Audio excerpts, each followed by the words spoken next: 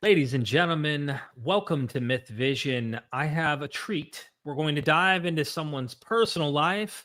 Our guest today, Chris Cornthwaite. Wait, sorry. I tried to pronounce it. I told him I would do my best, and he said, no problems. I've had it my whole life to call him Cornflake if I have to, because I may not be able to pronounce it properly. But we're going to go through his journey. This one might be a tad bit different from the usual that we've had on the channel. And like I've said for a long time, MythVision is not about everyone must believe like me. Like you must have the same beliefs as what I have. Hell no. We better not have this kind of mentality, in my view. Okay. I think it's better that we hold to positions that aren't going to harm people in this world, that we go to places where it's what I would say in the recovery world, because I come from the drug addiction and alcoholic background, is harm reduction. Like, what is the better paths that we can go down that are not going to harm people? So we might get a little something different than you're used to. With that being said, let's not wait any further. I want to introduce our guest, Chris. Welcome to MythVision, man. Hey, thank you so much. I'm really glad to be here. Thank you. So, Cornthwaite. Yeah, that's good. Cornthwaite. Tried. Okay. It's a weird name. Not very many people do pronounce it properly. I wouldn't worry about it. Look, man, you just showed up on my radar like 30 days ago. And I was like, okay, this is cool. He's a PhD. He went to the same school as Wes Huff. So, we can get into a little bit of that as time goes by. But I want to let people know your YouTube channel, of course, CJ Cornthwaite, and you can actually go subscribe to Chris's channel. I have it pinned in the comments here, so that in the chat, and I have it in the description. So if you're watching this later and you can't find the chat, you could find his YouTube channel, go subscribe. I almost misread this to MythVision and background, but it was a copyright infringement right there. Look, man, I'm suing, okay? And then I saw Ravi Zacharias in your thumbnail, and I thought, oh, snap, we probably have some overlap, bro. So we've got some stuff to talk about. But again, I hope that people will go subscribe to his YouTube channel. And at the end, it's always the fun part for me because I don't cheat. I don't check throughout. At the end, I want to see those numbers like Wolf of Wall Street. You got to bump those numbers up, baby. Let's get those subscribers up. And you drop on a regular basis. I noticed that. That's pretty cool. Yeah, I'm trying. You're trying, man. Look, I gotta know where you were born, when you were born, your social security number, your debit card number, what bank you. No, I'm just kidding. Let's go to your birth, where you were born, like meaning what was the environment? Did you have religious family and stuff? And then we're gonna get to the transitioning of what happened over time in your life, kind of testimonials, so to speak. Yeah, man. Okay, so I am Canadian. You might be able to tell as I talk if I drop in the occasional or a boot. I think apparently we say that too. I was raised in, I don't say the woods of northern Canada. That's more romantic that way. But it was a very small town, like a small mining lumber type of town. Everybody was kind of working in either a mill or a mine. And yeah, I mean, Christianity was part of my life from the beginning. I won't make the mistake to say that I was born a Christian because then somebody's going to say you were never really saved. So no, I was saved when I was 7, but I was raised in a church called Plymouth Brethren, and I've been like following your story a little bit lately and learning more about the Preterites, and it sounds like a very similar kind of like weird denomination. Yeah, the Preterist. So yeah, I'm sorry. It's all eschatology stuff. Yeah, well, this was very much too. It's dispensationalist, very, very much like, I mean, as a kid, I was like, we're living at the end of the world. There are people going to come and kill us. The Antichrist, as I remember some preacher saying the Antichrist could have had a shave this morning, and that was like, holy crap, this is intense. So it was just a very, like, it was like an environment kind of brimming with apocalypticism, like there was like almost that, I don't know. I want to say magic. It wasn't magic, but there was something in the air. Like we just thought, or I thought, being raised in this, like we are in like one of the most pivotal times in human history. We are at the end of the world. So I'm already talking about apocalypticism. But yeah, my parents, like awesome. Still have a great relationship with them. Like we're a great family. We attended a little. We called it a chapel in the Plymouth Brethren community. So it was very much lay led. They didn't believe in having formal ministry training. So a lot of my formative years of the Bible was basically listening to people who had taught themselves the Bible, which I think to them maybe sounded a little bit romantic, but and I mean they certainly thought they were doing something unique. I mean, in retrospect, I think it's about one of the worst situations you can have. Like even people with an evangelical seminary, like at least you've got a little bit of Greek, you know, a little bit of theology, you know, you've done a little bit of work to kind of have a little bit of a critical understanding of your tradition. But when you just have people who can flip open the Bible and basically just give whatever they see there and you know they saw some weird stuff but like give that to a kid, it was definitely an environment that left a mark on me. So that's kind of I'll stop there for a minute, but that's kind of where I started. So you were in a pretty conservative kind of Christian background with devout family members that were taking this serious. They like sincerely believed, they weren't like lukewarm about, they were serious. They took you to church on a regular every Sunday, every Wednesday or whatever.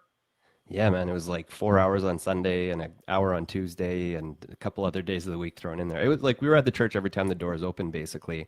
And yeah, we were serious. I mean, they were serious. They still are serious, but they were serious. I was serious. It was like it was a really serious environment. It was a big part of my life, and I know, especially with deconstructing. Sometimes I hear people. I was just listening to an interview with Sean McDowell, Josh's son, talking about deconstructing. He was saying like, oh, it's probably often people who are never that serious.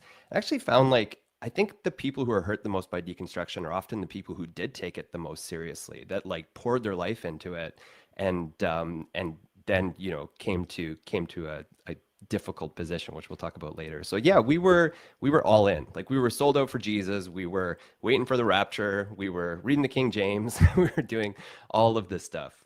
This what a great point. It gets into the psychology a little, but I've heard Ruslan on his channel, the well-known, like he's like a popularizer of Christian apologetics. Ruslan will critique me when he mentions me on his channel and be like, I like Derek and all that. But he's one of those guys who was extreme. And I thought, and every time he says it, it's like he's pitching it to his audience, like, don't be like that. And I thought to myself, Jesus, according to your narrative, and the apostles, according to your tradition, were extreme. Like they were sold out. They died for this. They were screaming from the corners and being stoned to death and cut in half and skinned to death and put on crosses.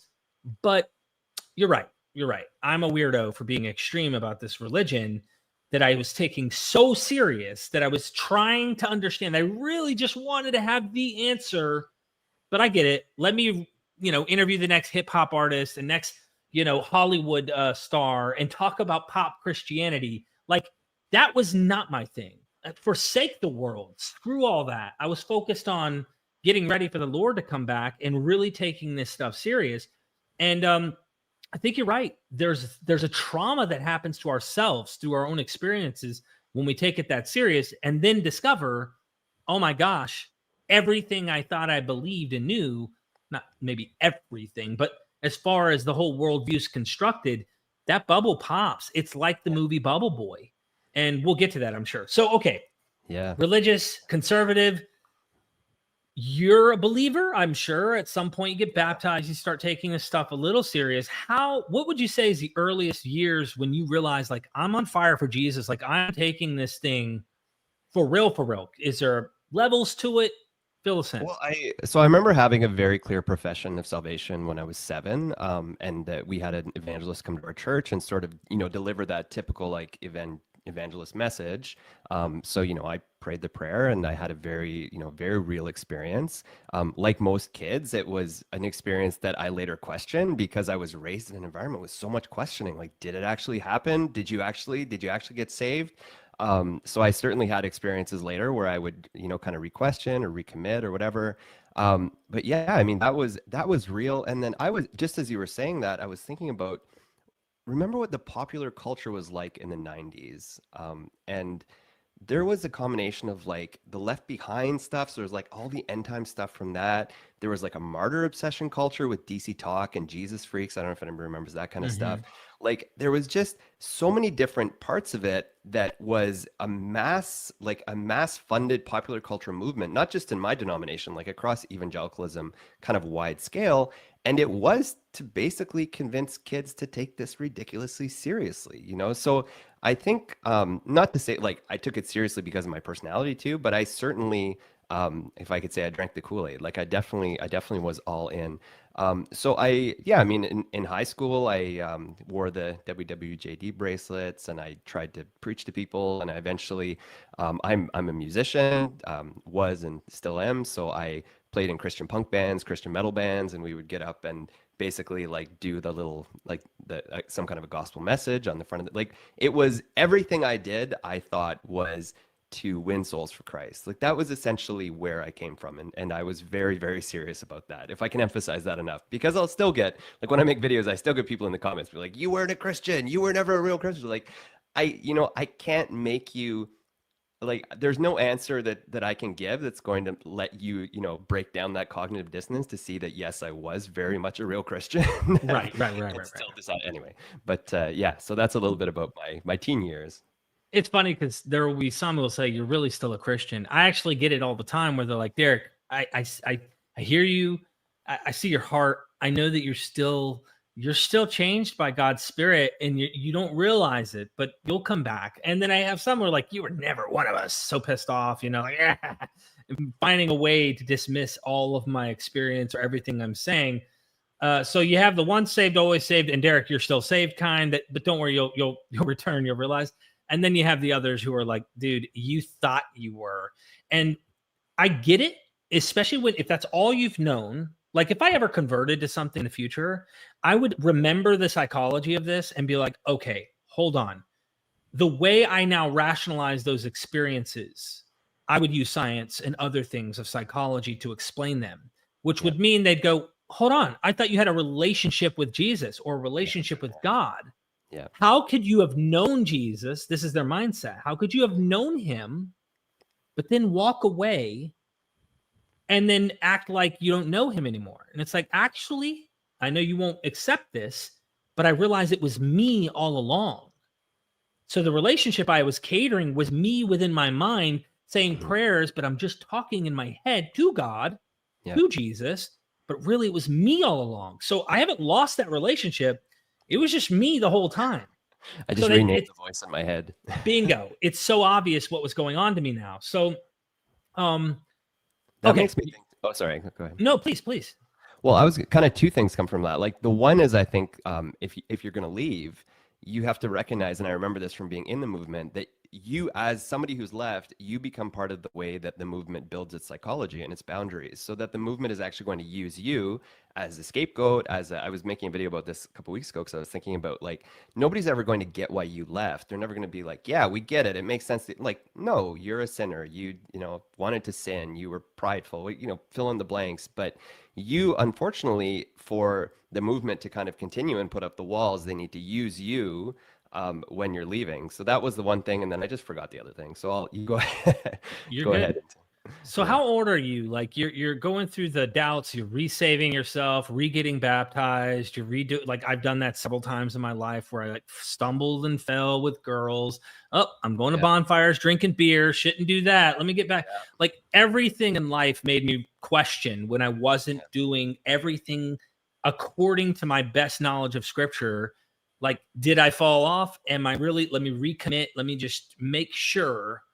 And you're going through what, preteen to teenage years, or preteen, teenage. Yeah, I wasn't super popular as a teenager. Unfortunately, I was a little bit bullied in high school. But even that, I kind of turned into like, well, it's because I'm a Christian. I'm being persecuted.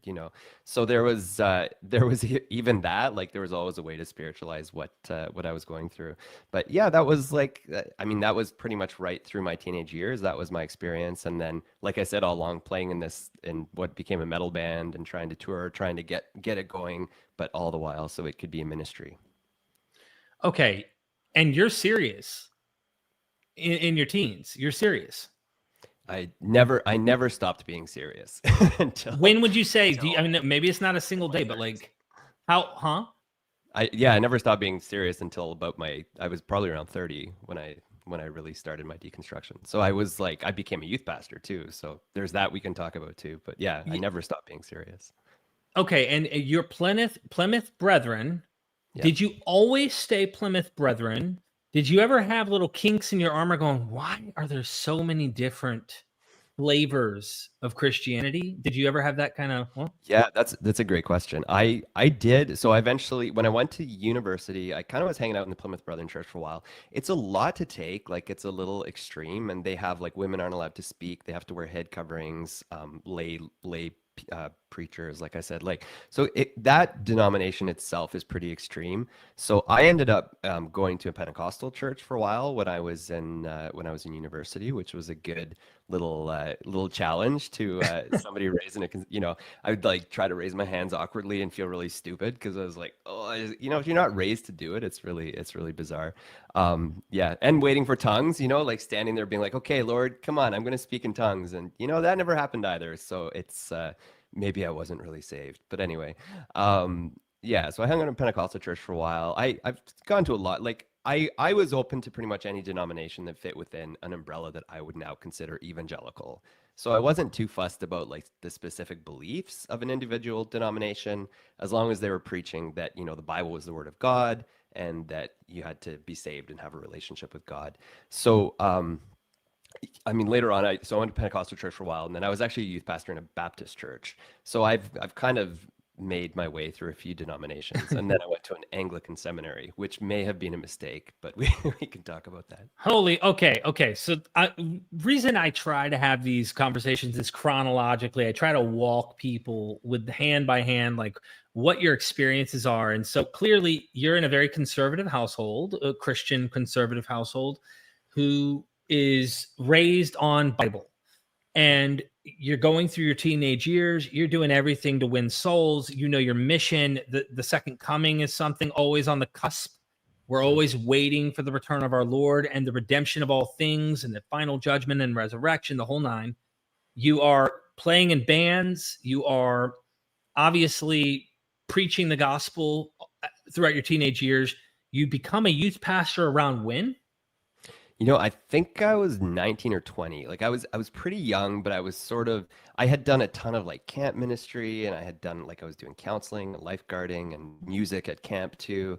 And like basically every opportunity I saw to do some form of ministry, I was doing it. So I was attending a church with like my band, and they saw that I had some leadership potential. So I was only 19 or 20, and they asked me, actually, they kind of framed it like, I don't know how this sounds manipulative, and I don't know how bad it actually was, but they said like, we think God is maybe calling you to be our youth pastor, So they actually approached me, wasn't something I was thinking about. And when somebody says that to you, you're like, holy crap, that's pretty, I got to listen to that and maybe at least take it seriously. If for no other reason that it feels good on the ego as a 19-year-old to be told that we think God is calling you, right? So yeah, so I ended up heeding that divine calling, and I was indeed a youth pastor for, I think it was like 9 or 10 years until Wow. my late 20s. Yeah. So I was pretty young. I started as a youth pastor, and like I had kids in my youth group who were only a couple years younger than me when I started. So that was a culture shock too, but it was just like one more thing, God had led me there. I was ready to do it, and I stepped into it. Before we get to school, because I think once you really open up the bubble of learning beyond your expectations, like what have they been hiding from me all along? It almost feels like they've been hiding a huge narrative of information that I just had no access or even awareness of. If I did, then I really don't think I would have held on. I mean, maybe cognitive dissonance and the psychology would have done something to make me hold on somehow, but that's why I struggle, even as a skeptic today, to watch people that I'm engaging with. I'm giving you kind of a little my personal internal thoughts. I can't help but vocalize it when I see inspiring philosophy say they've read all these works from all these critical scholars and double down into their positions. It's odd to me because I was never shown this material, and this material makes way more sense than the conservative Christian evangelical narrative. And it fact checks, like it checks out on the evidence. And I'm thinking, why do we do that? So did you have doubts before you even went to school? Like, we all have doubts. Are we saved? But did you ever have any, is this true, or doubts I, about Christianity? I did for sure. I was just, as you're saying that, I'm thinking like confirmation bias is a hell of a drug, right? And I remember listening to, back then, listening to a debate. I think it was maybe John Lennox and Christopher Hitchens, and coming out thinking like, oh, John Lennox won that debate. And I actually just watched it like last year, and I was like, Christopher Hitchens schooled him, right? But as a kid, I heard John Lennox saying the things I believed in a smarter way than I could ever say them, and it was really, validating. So yeah, like, so Christian apologetics for me was, back up a bit. Yeah. So I definitely had doubts. Christian apologetics, and one of the reasons I hate it so much today, we can talk more about that after, but Yeah. like Christian apologetics got to me before any intellectual anything did. So I did take some philosophy in university. Like I had some things that were like gentle challenges to my faith. But Christian apologetics was, even that if I had the slightest doubt, I started building this wall of like, I can, read all the scholars, I can have all the answers. And I'm sorry to say, like, I think like there's one thing that like certainty is kind of annoying, but like people who are like the type of person I became on Christian apologetics was almost unforgivable, you think. Like I was kind of an asshole. I was kind of just like, yeah, I can out argue anybody. I have the best arguments. If you don't see this, there's something wrong with you, not with me. So Yeah. I think like you it's hard, and it's one again, like coming back to like trying to, I don't want to say the word reach people. That sounds so Christian, but like trying to bring biblical scholarship to like what you're doing. You have these amazing interviews with biblical scholars and like some of the best people in the world, and these are not people who are like liberals out to destroy your faith. They just like what they do, and they're good at it, and they want to share their ideas. And to have this wall that's built around people's brains to be like, they're gonna try to get you, and here's how you can protect yourself. It's just like, once I came out, it was just infuriating. And at the same time, once I came out and got rid of that wall, it felt like being born again. Like it was just Yeah. freedom to be able to look at the Bible and actually see what's actually there. I'm getting ahead of myself. But anyway, Nope. yeah, Nope. so Good. Christian apologetics was my safety blanket. It was like the thing that everything I could get. We talked about Ravi Zacharias. I wasn't as much into like biblical study stuff at that point. It was more philosophy. So I, Mhm. I knew about like evidence that demands a verdict, but it was much more like Ravi Zacharias, C.S. Lewis. I like John Lennox. It's like some of that kind of stuff. Yeah. So apologetics definitely served as like a hedge for my young brain to stop me from getting too challenged. I was gnawing on the same things. I ordered like almost every RZIM, Right. Yeah. CD and documentary and video that they had with Ravi Zacharias, William Lane Craig. I Yeah. loved John C. Lennox when he was debating Richard Dawkins. Um, I thought he tore Richard a new one. Like you said, every Christian won that debate. And sometimes I'd be so annoyed by the skeptical or atheist or whoever it was he was arguing against that I'd skip their entire section just to hear the response from the Christians, because I just wanted to hear them whoop them, because I wanted my faith to be confirmed and to 100%. have the evidence. And I'm just being honest, like that's where I was. So I can totally get where you're coming from. And I've been I know that some of the apologists think I'm just doing evangelical atheism, Mm, and really what I am doing is evangelical freedom, and yeah. wherever you land, because I'm not going to sit here and act like I can prove there isn't something out there. I don't do that, but I can give you good reasons to doubt the narratives in some literal fashion. Yeah. If you could squeeze something out of them in some other esoteric way or mysticism or something, cool, go for it. But like that literal and the hell and all of this kind of stuff that we were taught, whoa, some freedom I felt like you when I Yeah. realized this wasn't what I was being sold Yeah. originally. So Yeah. okay, you've had those doubts. You were chewing on apologetics for a long time, and your education was, just mediocre. What the heck made you go, you know what? I think I'm going to go to college. Were you saying, I'm going to be a pastor? I'm going to go into this thing Yeah. like even more for the Lord? And Yeah. then like I double-edged had sword? I had an undergrad. I mean, I was playing the metal band, and I never wanted to do college. But my mom, fortunately, like my mom's very pro education, and she had really pushed me to say like, you need to get a degree. And so while I was playing in the metal band, I did undergraduate, basically. So I had a Bachelor of Arts, and yeah, I mean, I think I was maybe a few courses off from finishing, and I wasn't really too worried about it because I was doing ministry. But yeah, I mean, I kind of got to the point where I was like, I've been a youth pastor for a long time, and it's time to like explore this calling and go and be a minister. And I started to look at like what I would need, and I realized I would need, not need per se, like, but it would be good to have a Master of Divinity. So I was looking around at where I can get a Master of Divinity, and in Canada, there are some like very conservative evangelical schools, but in town, as it happened in the city I lived, there was an Anglican seminary that offered Masters of Divinity. So I remember thinking like, and actually having this conversation with people, and I had a mentor who encouraged me to go. And to this day, like I owe him that because it's incredible that I got this education. But yeah, I remember thinking like, I'll go. They're not even Christians. They're Anglicans. Like they're not even, they're not Christians, but I'll go and I'll be a light. I remember saying this to myself, I'll be a light in a dark place. Oh, I thought that these Catholics, of course, how Protestants have like demonized Catholicism, but any high church, Orthodoxy was too Gothic, too Catholic-y, too weird. It was weird to us. Where's my Bible? Where's my music? Dr. Joshua Bowen just said, you were just never saved. Pray for me. Pray for me. See, I did get the gift of tongues, but I can give you that. I bought a Honda, you bought a Honda, we all bought a Honda. Is it? Yes, that's it. Thanks for that super chat, Josh. Yeah, I maybe you didn't share that same thing, but we did think they didn't have a personal relationship with Christ. That's right, yeah. They have like this church going religious. I do this as like a rhythm. There's no like depth. It's not a religion, it's a relationship, right? Exactly. Yeah. I find that so. I mean, I did a little bit of anthropology in my PhD, and like the construction of identity around that is so interesting. Like to say that this is not a relationship, it's like the ability to put yourself, like the cognitive dissonance it requires to make what you're doing something unique that no other human on the planet is doing. You are doing something unique.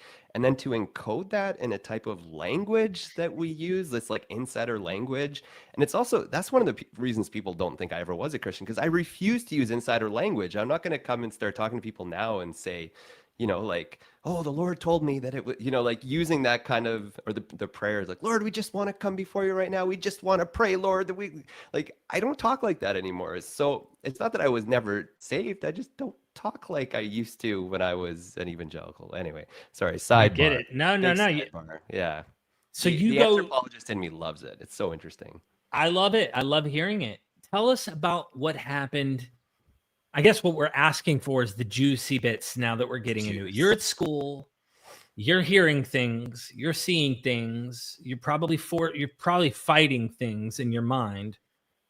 At some point, what do you surrender to the facts? I mean, like, tell us your experience through education. To reason, yeah. So I started this Master of Divinity, and I think like at the beginning, I was a good student. I genuinely enjoyed the historical. My undergrad ended up being history, so I was a good historian.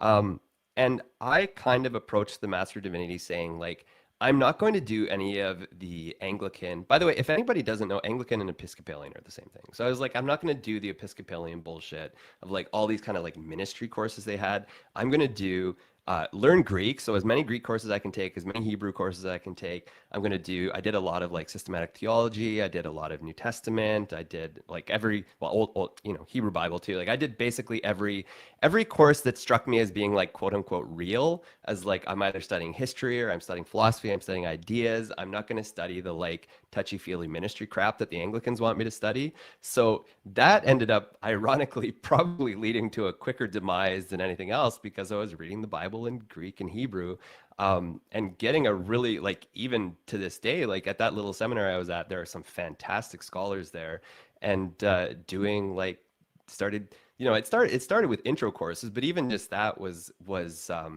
like when you build a fence, coming back to the idea of like having your brain in this box that can't be challenged. And I made a video about Bible contradictions that shipwrecked my faith like 15 years ago when this happened.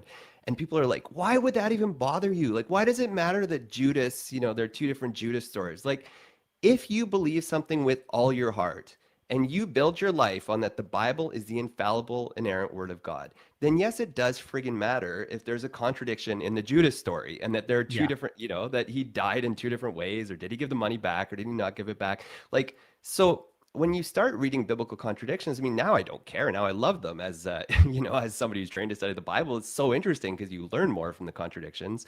But at that time, it was just like a little crack, things just started to crack like a little bit of like something got in. I remember like I prefer like Christian Origins. That's where I hang out a lot, but I was actually pretty good at theology for a while. So I was reading all these theologians and reading like Calvin and realizing like this looks nothing like Calvinism, which is what I was taught, or realizing like, wait, the doctrine of atonement that I have is basically a product of like the 11th century Anselm of Canterbury, the idea of like substitutionary atonement. Like no early Christian would believe in substitutionary atonement. Or like if I'm reading Romans has nothing to do with like me getting saved. It has everything to do with the Gentiles being brought into the covenant. So like seeing these things and just like piece by piece being like, there's something wrong with literally every single one of my beliefs. And what it actually was something wrong with my worldview, which rested on an inerrant Bible. And it's really hard to keep that myth of the inerrant Bible alive if you actually read it. And especially if you read it like against itself. If you're taught to read it like, oh, I'm stuck on this thing in Mark, maybe I can read Matthew to help me understand it. Like, oh yeah, okay, that makes sense. Now I get it. Matthew clarified it. But if you actually look at them and realize that they're telling different stories in different ways, contradicting each other, and they have different theology, and they have different, like, it's really hard to keep that, to kind of keep that alive. So I remember, and then, text criticism, like learning about the manuscript problems, like learning about the development of the canon was huge. I don't know why this was like the thing I think everybody leaving evangelicalism needs to understand. Like the canon is a construct of the 4th century. The canon is not something like the canon of scripture, I should say, like the books we have in our Bible that we think are authoritative are completely, that list is completely made up by church history and a couple centuries of theology. It's not just something that God gave to us, So it was just a little by little. And I don't remember any moment where I was just like, I don't remember any moment saying like, this is,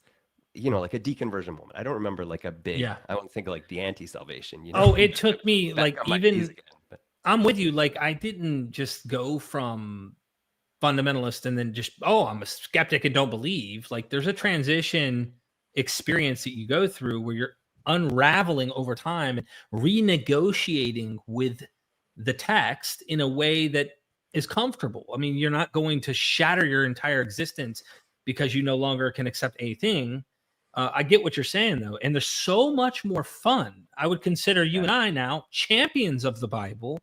Whereas we used to think we were champions of the Bible by protecting it and protecting its belief system and all that. Now it's like, no, I think we're champions of it now in terms of understanding the best we can, maybe its actual contents to the original audiences that they're trying to write to and what they may have intended to some degree. I know that there's no way to absolute any of that, but that to me is actually the best. How do we situate this material in its zeitgeist from when it was written and factor in all the evidence and clues we can using heuristic, analysis of other texts, other cults, other movements, Jewish, non-Jewish, you name it. The list goes on and on. It's funny you brought up Judas betraying Jesus because I just today was doing an audio for one of the documentaries I have coming out that talks about the omniscient narrator. These are things you don't need to go down my path of like Greek mythology influencing the Bible because that's way too taboo for most people. I mean, I love it. I've been watching your shows with Dennis Thank McDonald you. and stuff. Really good. Yeah. Sorry. Continue. Yeah, it's not just Dennis, but like other scholars who say it, right? And that's too taboo. But what if I can point you just reading your Bible and asking questions to show you there's no way an eyewitness could know this material? Because the claim is this is reportage, eyewitness testimony, and someone saw this and knew. So the question then becomes like, how did they know? Who told the authors or the author of the gospel that Judas received 30 pieces of silver? And who told him that he also threw the 30 pieces back in and that these evil Jewish leaders couldn't put it in the treasury, but had to then go buy a field? Who told him this? And then who said exactly how Judas did this? Did someone follow him out? Oh, we watched him from a distance. Yep, he hung himself here. Another account, someone saying, no, we saw him. He fell headlong and exploded. Like, there's so many problems that when you start actually just analyzing these texts, no eyewitness can, like, it doesn't make sense to factor an eyewitness. They know everything without caution. So when the author talks about knowing things, they don't go, well, we think, or it is said whether this is the case or not. There's no caution. It's headlong, confident, and certain in everything that they know, which is evidence of a omniscient narrator, which is fictive. It's clearly fictive and intentionally written that way. So I love that kind of stuff, man. Yeah. Well, that's when you get to actually enjoy the Bible. I mean, I like it better now than I ever did before, because it's just like, and I mean, this is like baby steps. Like, I don't really sit around thinking about the death of Judas anymore. It's not really something that bothers me that much, but like, I realize that for somebody getting out, and especially if you want, I really hope that, I mean, I know one thing you're doing with your channel, and I'd love to do it with mine too, is like, I don't want people to stop finding the Bible interesting. Like, if anything, find it more interesting. Keep studying it, but like, the death of Judas, or that's a baby step, or the two nativity stories that contradict. Like, those are baby steps to get you to the point where you can just be like, okay, it's way more fun just to like actually try to understand where all this came from and what's influencing it, and looking at the culture around, trying to understand the social history. Like, that's way more fun, and I wish more people could get there, because there's a beautiful freedom in that, almost like a salvation. It's almost like being born again. I know what you mean. So you're at an Anglican school learning this. So this is a Christian institution. Well, I'm not saying it's not, like, now I'm definitely would have called it a Christian. At the time, I didn't think it was a Christian institution. And I think, like, it's one of the reasons I'm glad I got to read a lot of theology. And it's one of the reasons that I still do use the word Christian to define myself. No evangelical would agree that I am a Christian, so I'm not really losing a lot of sleep over that. But like, I do still stay in the Christian tradition, and I would consider that my religion. Like, that's the way I identify as a human being, is that Christianity is a part of my life. However, I mean, like, when I was in the Anglican church, in the Anglican seminary, I had this explosion of like, I'm reading theologians like Karl Barth, or why am I blanking on his name now? I'm thinking John Shelby Spong was an American bishop. I love him. He's really good. Paul Tillich, I'm thinking Paul Tillich, that God is like the ground of being. And like, so actually, if you look at Christian theology, is one of the things that I think that, like, one of the ironies of what apologists do is they keep Christians away from reading their own people. And like, if you can actually start reading theology, you realize, like, we're not the first to wrestle with this. Like, the Catholics have a beautiful dark night of the soul tradition. I still enjoy listening to Richard Rohr talk about,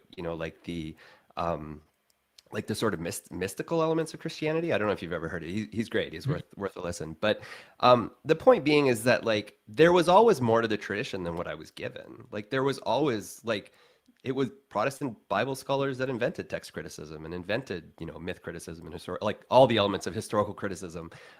So this is a bit of a tangent, but just to say that as I engaged with this at this Christian seminary, it was Christian. It was just not the Christian that I thought you needed to be Christian. It was actually something much bigger and much more, much more interesting.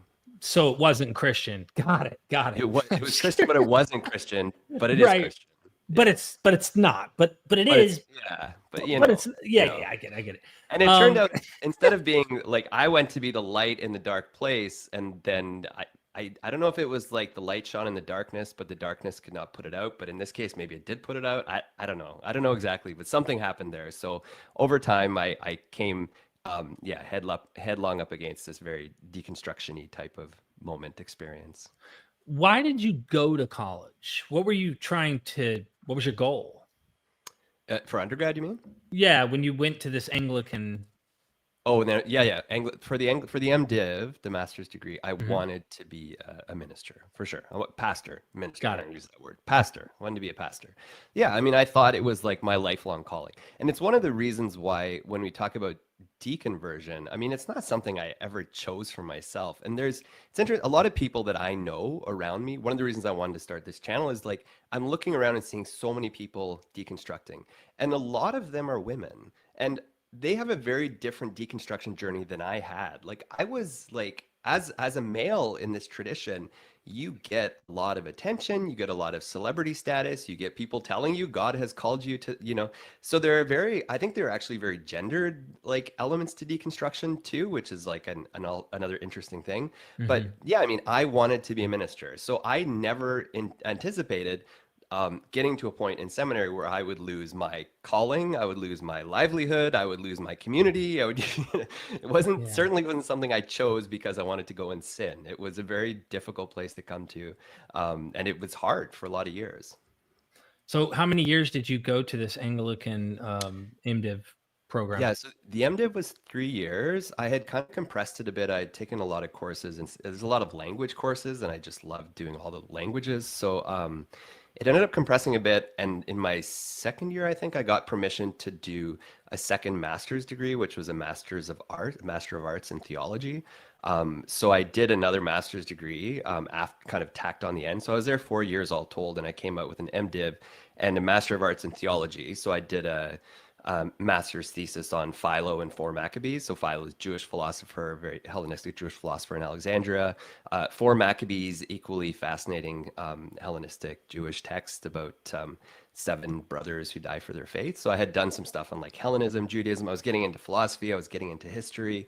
But that was the 4 years that I spent there.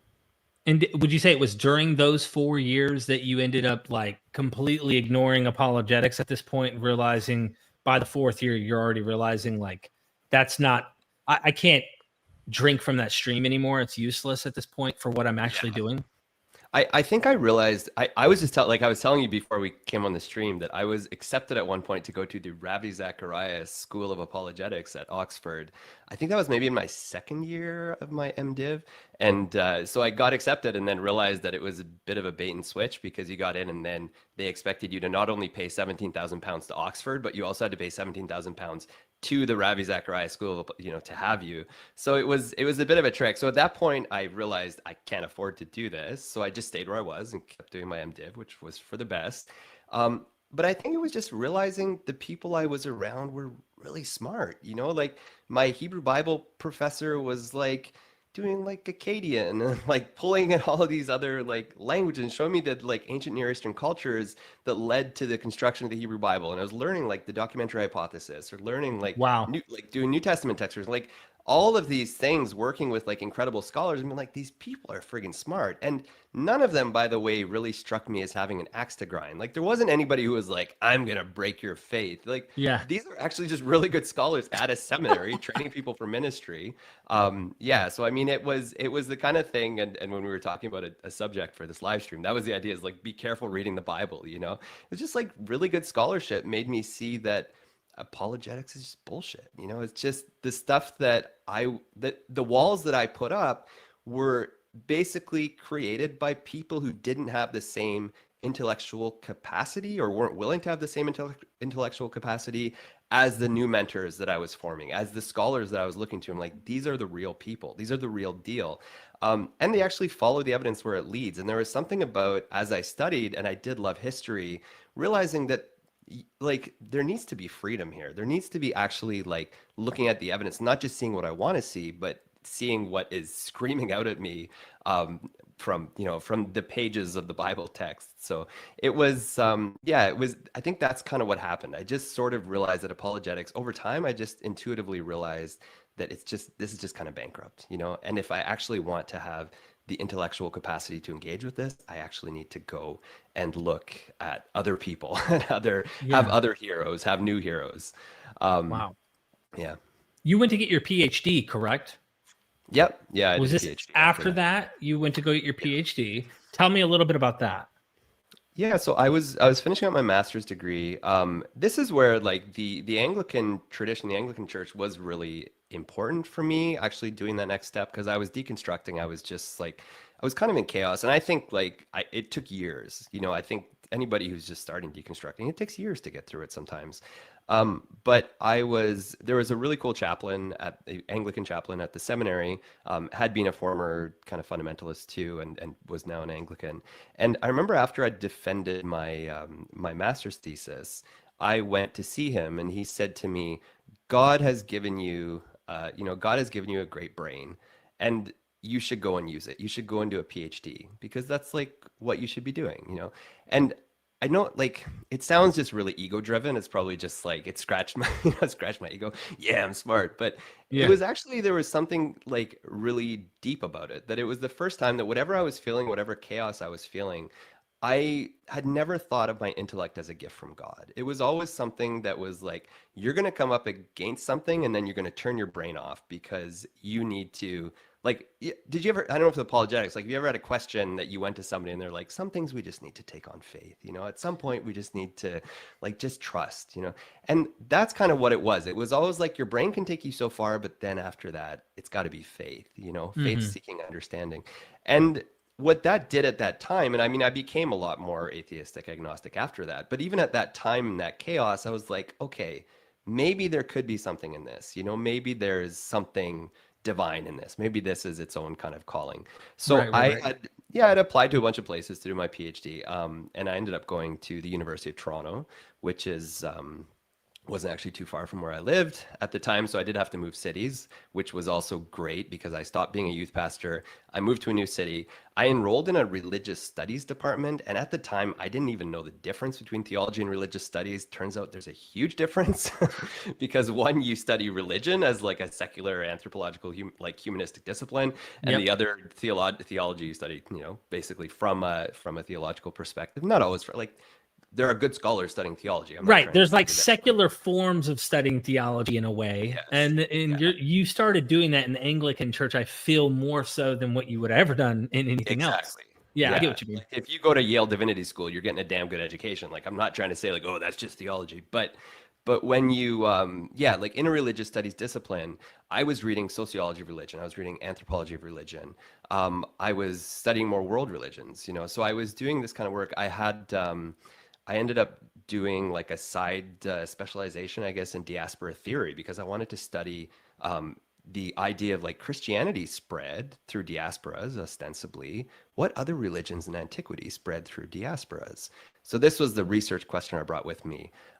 So it was like a real, it's just kind of an explosion of new learning and of new ways of understanding what I was actually, it really changed everything moving out of that theology environment, which was great, but like moving into a religious studies environment and hanging out with people who are studying like Islam and Hinduism. And like, it was Yeah. just a very mixed, eclectic environment to be studying in. So I went That to the that university. Yeah, go ahead. just to question you on the whole diaspora thing, because it made me feel when you were saying that you had to put Christianity on equal footing as a Yes. religion to other religions. And this is like the first time in your life in a scholastic arena where you're actually looking at it going, hold on, what about, I'm just making up like an example, Manichaeism or forms of like Eastern Yeah. cults that are branching out and finding influence in the West. I mean, Yeah. so what do? We've always had this divinized view of our own religion and its Yeah. sacred tradition and how it evolved was by the hand of God and the Holy Spirit. And Yeah. once you actually take serious all of these other traditions we were completely blind or even never knew about, doesn't that really make Christianity, in your view, when you started studying it, almost just as man-made as the others in a way? Like you Yeah. started. Oh, for sure. Yeah. It was really wild to be because I think like when I did my master's degree, I specifically didn't choose to do it on like the Gospel of John, like I did Philo because it was a little safer to me. I didn't mind ripping apart Philo. It would have been maybe at that time harder to rip apart the Gospel of John or something. So yeah, I don't know what it was that made me come into that. Like, I don't know if it was just instinct. I don't know why I came up with the idea of like studying other diasporas in antiquity, but for whatever reason, I got into a religious studies department to do this. So now I'm like a former evangelical youth pastor, like a year out of being an evangelical youth pastor, studying Christianity as one of other religions in antiquity. So that was like, yeah, it was definitely mind blowing and it changed a Mm. lot. Yeah. Can you give us a few examples of some of the diasporas, if you remember off the top of your head, of like? Yeah, yeah. If you want to go too deep on my research, I'm gonna I'm gonna stumble. I really should have reread No, my not too deep. my Just a thesis, but general like. yeah, Yeah. yeah. So basically, like one of the problems in studying Greco-Roman diasporas is just the evidence, right? So sidebar. So just to come back a little bit, I was working with my supervisor was a guy named John Kloppenborg, who was famous for You got to Q, be all the stuff kidding about me. Q. Yeah, so fantastic scholar. But a I lot love of his John. most yeah, so a lot of his most recent work though was about we call it associate Greco-Roman associations. So it was this model, some might hear like associative practices in antiquity. So it was this model of studying social groups and taking Christianity off its hierarchy and looking at different social groups as, analogous, and realizing there were other groups called ecclesia. There were other groups called synagogues or synagogue. Like, so you'd start to like line up different social groups. So that was what I wanted to do. Now, part of the problem is the evidence. Like, we just don't have the same amount of evidence for other groups that we have for Christianity. But what I ended up doing, and I kind of got enough to do it, I think, and my thesis is, kicking around online if people really want something to put them to sleep. But so I studied there's a goddess named Bendis, a Thracian goddess who came into Athens. And actually, if you read the beginning of Plato's Republic, you get this story of Plato going down to the parade, and it's the parade of Bendis. So it was one of these immigrant groups that came into Athens. I studied two groups on a Greek island called Delos. One is the Phoenicians. So there's a Phoenician group that was dedicated to the worship of Baal Poseidon, and they actually stayed a very kind of closed ethnic group throughout, like what we can see of them, but they did have really close relationships with a lot of very influential, powerful Romans. And the third group, and I think this was the most interesting. I could have done Isis too. Isis would have been an interesting one to do, but Yeah. the third group was the Syrian goddess. So it's a goddess called Atargatis, who ended up kind of traveling. She didn't travel, but she was brought across the Mediterranean, and then she went east too. Like, it's kind of, you can kind of see the movement on the trade route. But the sanctuary on Delos became a point where you had like all of this mixed, like a mixed ethnic group eventually. Like, it started out as this little group of Syrians, and over time it grew into be this mixed ethnic group, and they had different benefactors, and they had connections with powerful Romans. And eventually that goddess was worshipped by, I think it was Nero. It became Dea Syria, and was worshipped in Rome. So you have you did have some similar movements. It's a little bit limiting, but it was definitely something that it still interests me. It's still a really interesting question. So that's kind of, in a Yeah. nutshell, that's what I did. Thank you for yeah. And I know it goes deep because I was reading his Christ Associations book as well. Yes. Yeah. And yeah, but what's interesting to me is how little evidence we have for Christianity in the first century, and we have to use the archaeology, really kind of inscriptional evidence for other cults to heuristically try to measure what Christian cults would have looked like early on, because we just don't have it. We have a lot of preserved evidence by the second, going into the second onward, but like, he's trying his best by looking at other groups that we have evidence of, and then looking at Christianity going, wow, it walks and talks and acts like these other groups. And the way that they do things, and even the mysteries and stuff with baptism and all this cool stuff, ecclesia, you name it. That stuff right there, I stopped playing games, man, after a while. I think like you, where it was like, this one is the true one, and it happened, and all others are BS. It's like, dude, after a while, you have to stop playing that game and have to just go, okay, how do we anthropologically explain this phenomenon? And like, like you're doing. So I want to get into your faith and your kind of where you went from believing this stuff. When I say the word believing, you know what I mean? Like, I actually think a guy came out of the tomb.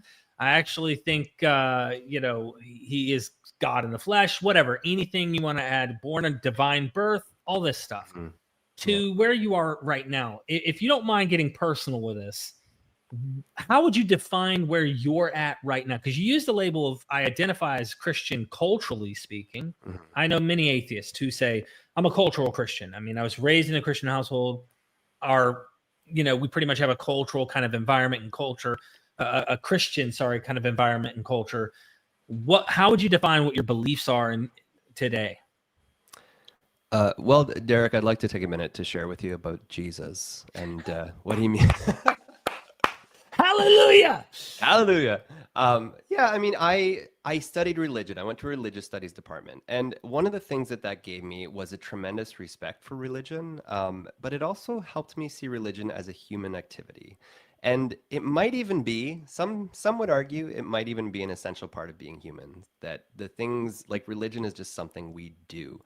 And even like the way that we study religion, what do we study? Like, I can't look inside your head and see that you believe the same thing about Jesus as I do. That's impossible. So, we might have a statement of faith that we share that explains our religion, but most of religion ends up being made up. And religion is a problematic word. There's a whole other question. I Like, already religious studies is know. the one discipline that we can't even use the word religion without like 1400 footnotes, but I'm going to use it for now because same with Judaism too and Christianity anyway. But I'm going to keep going. So where was I? Religion. Yeah.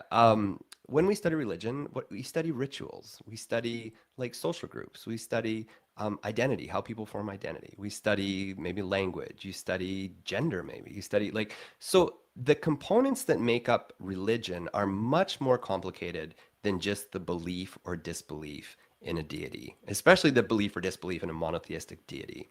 And at some point, as I was studying this, I don't remember exactly when it was, but there was kind of a couple things. Like on the one hand, I was like, who the hell are the people who raised me? And I don't mean my parents. I love my parents, but like, who the hell are those people in that world to tell me I can't call myself a Christian because I don't fit their definition?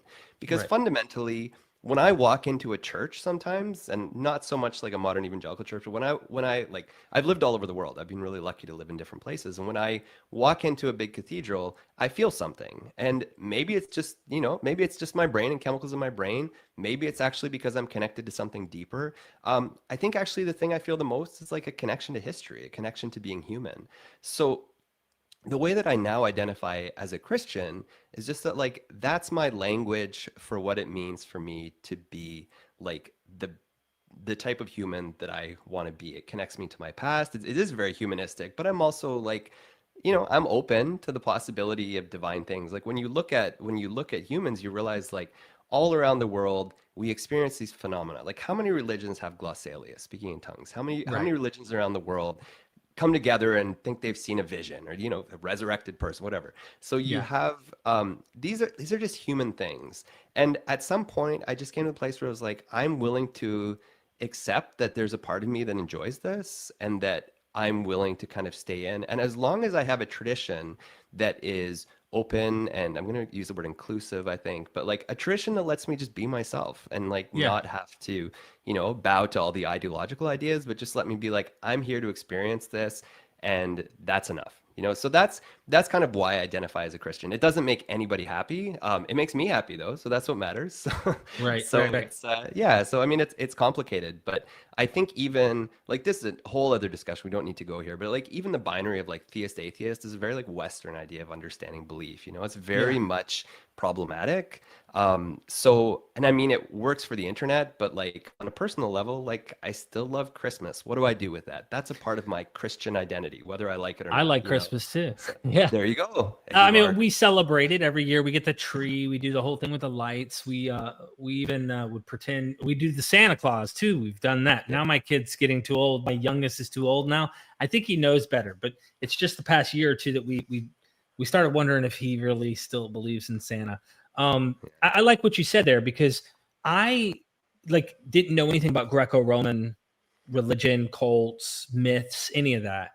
Like I knew of Zeus or Heracles or heard about the strongest man, but like I didn't really know their stories. I didn't really know any of this stuff. That stuff was never taught to me growing up. If it was anything I came across, it was through a movie that got popularized through Hollywood, and I somehow saw it mhm, at yeah, best. And then I started studying it. And now I'm like, whoa, I actually love these stories. There's some crazy stuff in them that we should never do. And I think everyone knows this. And I think that because not only did the ancient Greeks and Romans who read these stories said, we should not do these, and going so far as to make them metaphors because it was so bad, some of this stuff. mm, So if you took it literal, clearly Zeus did some naughty, naughty things. If you take yeah, it not so literal, then it's a metaphor. It means something else. But I definitely think there's something about when you bring up religion, and it is a can of worms. We are never like, it's not a conversation for today. It makes me think it's a human thing. yeah, And to argue that religion is something that is so distinctly not like you can cut it off when I think we evolved to go into this. This was part of our survival and how we formulated culture, government, politics. Everything is kind of fused truly together. It was only until recently we tried to divide the two in yeah, history. And I mean, there's so much that comes to my mind. This isn't a show about like me unraveling my thoughts here with you, but like I can relate and empathize with you on enjoying a narrative, for example, or the Gothic presentation. Now, it used to spook me as a Protestant, looking at these like bells and smells and all that kind of stuff. Like, oh, these guys, they're Satanists or something. Yeah, that's now right. I'm like, I like the smell, I like the imagery and the big churches and cool stuff. And for that reason, I like what you said, and I wish more Christians followed down that path. It's hard to find a church that fits it. Yeah. Yeah. If Christians could do that, man, that'd be fantastic. The problem is, and this gets into something we shouldn't be talking about in depth at all today, is that I feel like so much of Christianity is still competing or trying to compete and fight against Islam and other forms of things that like they feel like they have to, like they have to solidify their myth to be dogma to combat other religions that might not be where they're at now, thanks to secular enlightenment thoughts that I think have crept in and penetrated through the armor of Christianity for centuries now. So it's complex. It's complex. And the other thing I wanted to say is like, I was never seriously hurt by Christianity other than being pissed off about the things I believed. And like, there are people who have been in these abusive, manipulative systems. And like, I'm not going to say to that person, well, you should just go to church because it's nice and it's good for you. You know, like at the end of the day, I don't care. Like, do what's good for you. I'm just saying what's good for me. So I certainly could understand why some people might just need to be like, I'm not a Christian, I'm an atheist, or, you know, I never will step foot in church again. I get that. And I like, for a lot of people, that's probably the right decision. It's really just, it's just the way that I've come to kind of identify with how I want to relate to this world. So.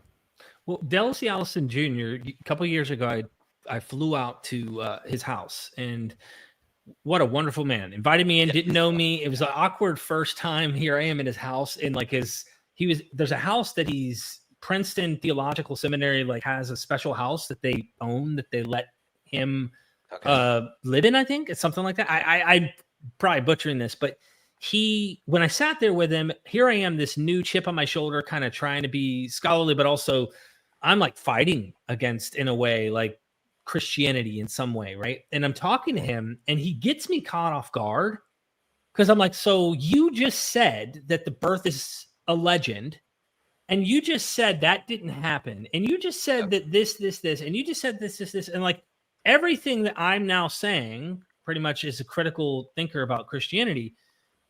And then you said you're a Christian. And I'm like, how do you, I'm of course much more polite in how I said this. And I'm like, how can you say that you're a Christian? And he goes, well, this was his position. I respect it. In 1970 something, Derek, I had an experience, and I don't think it was a hallucination. You might think it is. I personally don't chalk it up to it. It was so profound, and the experience was so deep for me that I think something more is going on out there. And that's my belief. And that's why I choose to believe in Christianity. That doesn't mean I have to believe that the virgin birth happened. That doesn't mean he's a heretic amongst Christians. But I looked at it and I went, I do not feel in any way bothered, because he's not even trying to act like the facts, the history, this had to happen. It's a faith belief thing and an experience thing for him. It's not we need to rewrite history, because the way apologetics works, as you've echoed through your story, what they do is they practically say, if you have a pulse, if you have two brain cells scratching in your head, the facts and evidence all points to Jesus rose from the dead. And the only reason you would deny such a historical, obvious fact is you hate God, you're a wicked creature who doesn't want to accept the truth because you hate God, or you're dumb. That's how they paint it, because it's so obvious. And I'm sitting here fighting that kind of stuff, if that makes sense. Yeah, absolutely. No, I agree. And I echo that hatred for Christian apologetics, because I still have it today. Yeah. Sorry, I've been rambling. No, that's cool. That's cool. Yeah. I mean, it's like, I think like whatever relationship people want to have to faith of any kind, including Christianity, I mean, it's complex, it's personal. But yeah, I mean, I think adult faith has to, like, there is room.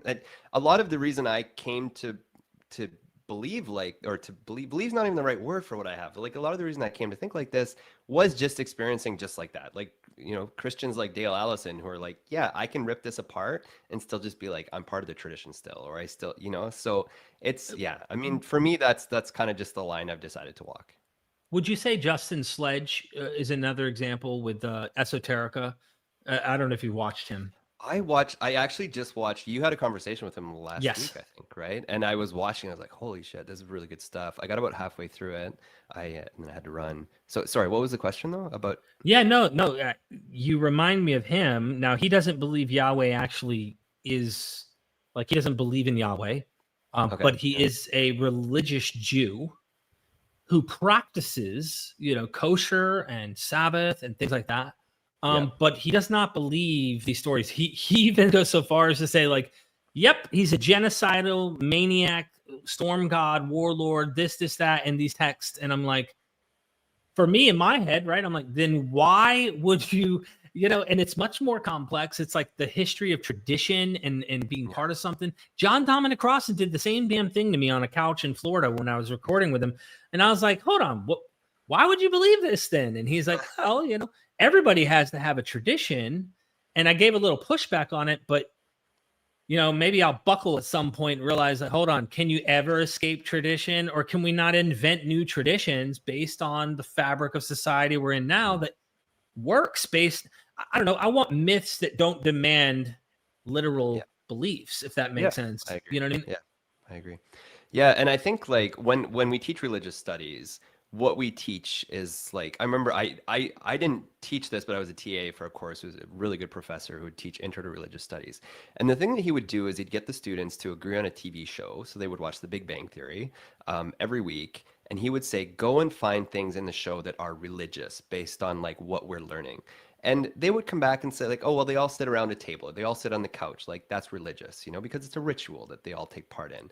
Or, they have their, I forget, like a video game night or something. It's ritual. Like, so when you start to look at those elements of religion, like it's just human behavior, and this comes back to like the thing I don't want to talk about because it's such a shit show, but the definition of religion is a mess because religion itself was invented in universities, and it was invented by Protestants who decided to look out at the world and say like, oh, we have a holy book, that must mean that Muslims' holy book and Hindus' holy book, like these are all the same, that's their holy books, and we have a god and they have a god, that just must mean the same thing, and what that ended up doing is it was a way of mapping the world that kind of came out of I think a good place of wanting to do scientific study, but basically religious studies for the last like probably 50 years has been ripping this apart because it's like, that's not actually the way that we study humans, it's not actually the way we study religion. So a lot of like how we're formed to think about religion, how we're formed to think about Christianity is like very Western.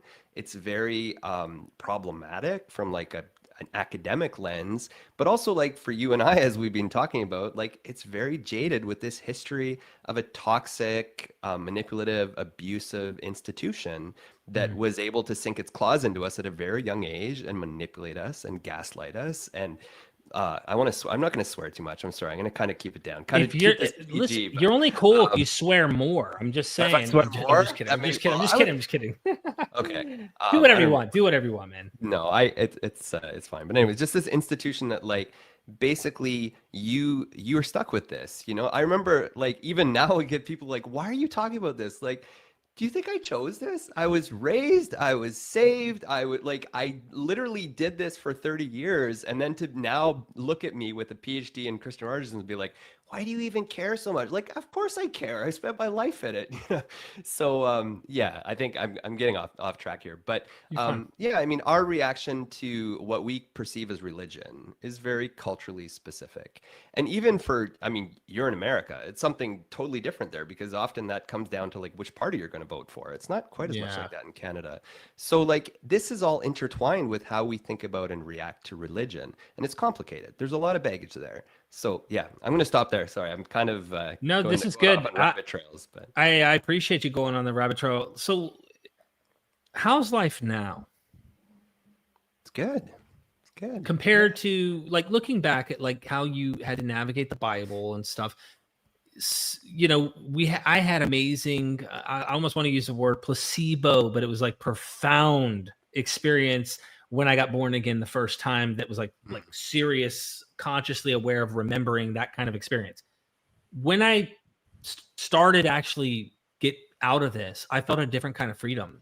Yeah, me too. But it had more of like a pragmatic effect in my life. So I struggled with addiction, with drugs and alcohol for over a decade. I was hooked on opiates and I tried to get off, and I got clean one time for like a year and a half, was really, really religious.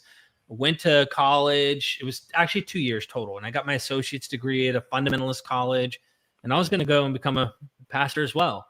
And I relapsed on drugs. I had my wisdom teeth pulled out and they prescribed me pain meds, and then off to the races again. So I fell off again and struggled, and then came back, and it was literally the last time I got clean and really started to just go, maybe I don't have all the answers. Like I was willing, after getting beat up enough, you kind of learn to surrender a little to going, maybe I don't have the answers to life. And I started expanding my learning and started hearing things from areas I would have never listened to. And it's actually, that freedom has kept me from replacing opiates or alcohol with methadone called Jesus, where it was like this fix in my life that was like, as long as I'm doing good with Jesus, I won't ever have to do drugs again. Keep me close, Lord, and don't let me relapse. There's so much freedom. Like I really think I am recovered. If you go to any like the recovering literature, they think, oh, it's always a process. Like I don't think I'll ever have that struggle. I'm not going to say never, but it's been almost a decade, and I've even had to go to hospitals where I've been forced to have to put opiates in my body. And my conscious, like my mind is not even budged by it. Like I know that I don't want that, and I'm able to have self-control in a way I never did when I was a Christian. That's so interesting. So you're saying it was like, it's easier to stay clean once you deconstructed, basically. Am I oversimplifying it, or? I think so, because I always had like an internal battle going on with the flesh and this idea theologically and stuff, to where when I stopped giving a shit, to be blunt, like stop going, oh no, you sinner, stop trying to sin. It was like, hold on, I'm no perfect human being. I know I have flaws. I accept that I have flaws. You're okay, Derek. You're a human. You know you're a good person. You love your family, like, because you're taught you're not a good person. You're a wicked sinner. Your righteousness is filthy rags, that kind of shit. So it was this really harmful, traumatizing theology that I had. And I think when all that baggage was gone and I loved myself, I actually learned to love myself. That mind that when I was praying in my mind to Jesus, to God, and the slogan, when you saw 2 footsteps in the sand, I carried you. I carried you. It was me and my family and my wife and my children and people who cared for me that were carrying me. So I was able to renegotiate and reinterpret those experiences, and realizing, was it really Jesus carrying me, or was it really the loved ones? It's like the person whose husband just had brain surgery. The surgeon just cut out the tumor. This man or woman is now surviving, and the spouse goes, thank you, God, for saving my husband. And you're like, the surgeon is right there. Why are you giving credit when the surgeon is? I'm not trying to mock that. I understand why they're doing that. But that's what I did, is I stopped going, I'm giving it to this metaphysical thing. I'm giving it to this invisible thing that somehow is up there on a throne, seated next to an old man named God the Father. Whether you depict him as old or not, he's a father figure. And I started realizing it was my mom, it was my wife, it was my dad. You know what I'm saying? Like real things, tangible stuff. Yeah. That's so interesting. I think like part of what makes fundamentalism work is like, you have to always be ashamed of yourself. You have to live in this perpetual state of shame. I'm such a wicked sinner. God loved me anyway. You know, like that, you see it in so many songs, and like, it's just, that idea is so prevalent. And yeah, I mean, once you just recognize I'm worth loving, you know, not because like I was a sinner and God loves me anyways, but like, because I don't know, I'm gonna struggle to come up with the reasons as to like why I'm worth loving, but you know, I'm a human, and maybe that's enough. And life is, you asked me how life is now. I mean, I think I didn't have that kind of addiction background, certainly, but I mean, I think one thing, as you were saying that, I was thinking of I was following a psychologist on Twitter for a while, and he was like specializing in dealing with Christian ideas around sex. And one of the things that he thought is like he would say, I have so many. He wrote papers on it. I'll try to find his name after. Maybe I'll then send it to you if you want to put it in the show notes. But he basically said all these fundamentalists think that they're sex addicts, and they really are just normal. You know, they just have normal human desires. But like they all think that they come to him and they're like, we need to be diagnosed as sex addicts because I can't stop thinking about sex, or I look at porn sometimes. So like the I way know that exactly. you construct, yeah, like the way that we construct sin and shame, and like that's the world to work. That fundamentalist world needs you to constantly be ashamed. And once you stop being ashamed of who you are, like I'm still a good person, you know, like I'm still, but Yeah. once you stop being ashamed of like whatever, I'm using sex, you're using drugs, like once you stop being ashamed of like They the were very normal, both a part they're of, both taboo, yeah. right? Once you stop being ashamed of like the very normal things that make you human, there's a freedom in that. And for me, yeah, I mean, freedom is the right word. It was like I talked once to somebody else. He had been like a huge Catholic speaker, and he had deconstructed largely over the Catholics' handling of LGBTQ issues. And I talked to him once, and he was like, we just kind of said it to each other, and we were both just like, I feel like I've been born again. Like I feel the same joy having left fundamentalism that other people used to describe to me when they got saved. You know, and I didn't have that experience. I was saved as a kid, and I think often adults who choose it feel a real sense of like relief and transformation. I felt that when I left.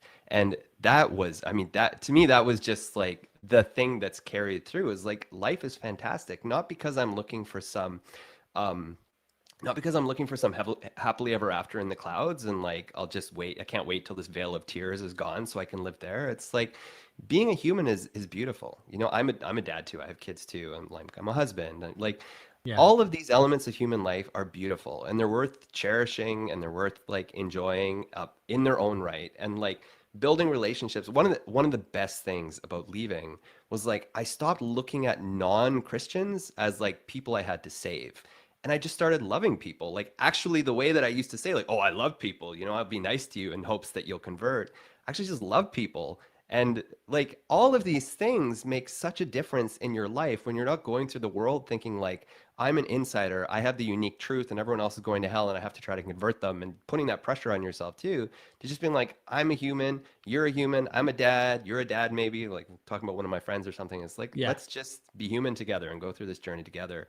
Oh God, I'm starting to sound like a Hallmark card, but you get the Hallelujah. idea. There's just beauty. There's beauty in the ordinary, and it's not that like everything about being a human has to be for a grand here, like forever after. No doubt. No doubt. I love that. There's so much, of course. I feel like my passion is to have these conversations so that people like you can just kind of paint a picture of your life the best way you know how. And even then we're crafting legends, we're crafting myths, we're crafting narratives from our lives, Right, whether yeah. or not all of it is exactly as it was or how we romanticize it in our minds through our experience later, how you're painting the narrative of your experience in life. But at the end of the day, I'm hoping that the viewers can relate. And Yeah.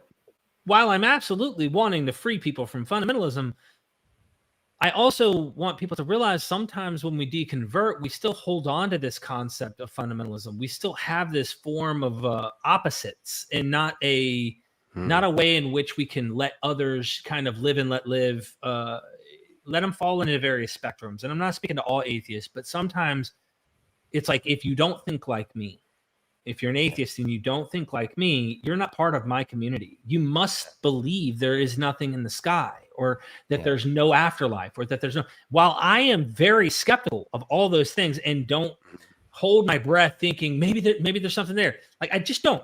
If it cares enough and it's going to, it will.